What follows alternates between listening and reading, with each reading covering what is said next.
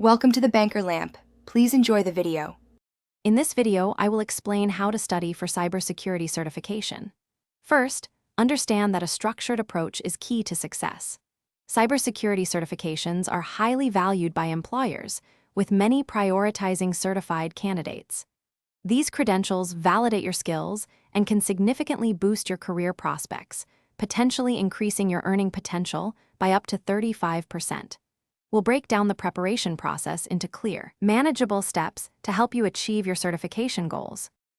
Next, it's crucial to choose the right certification for your career path.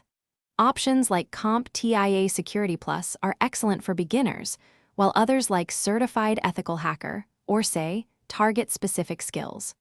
Once chosen, thoroughly review the official exam syllabus and objectives.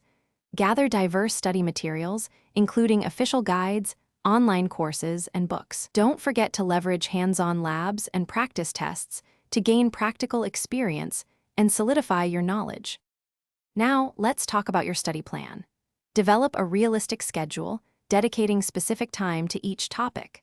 Break down the syllabus into manageable chunks to avoid feeling overwhelmed. Consistent practice is vital. Regularly work through practice questions and carefully analyze any mistakes to understand the underlying concepts.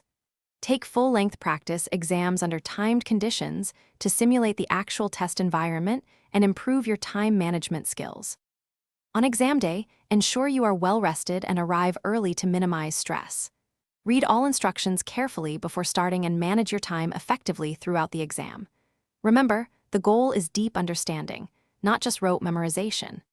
After passing, your learning journey doesn't end. Cybersecurity is a dynamic field, so embrace continuous learning through new certifications, courses, and hands-on experience to stay current and advance your career. Thanks for watching. If this was helpful, leave a like and consider subscribing. See you next time.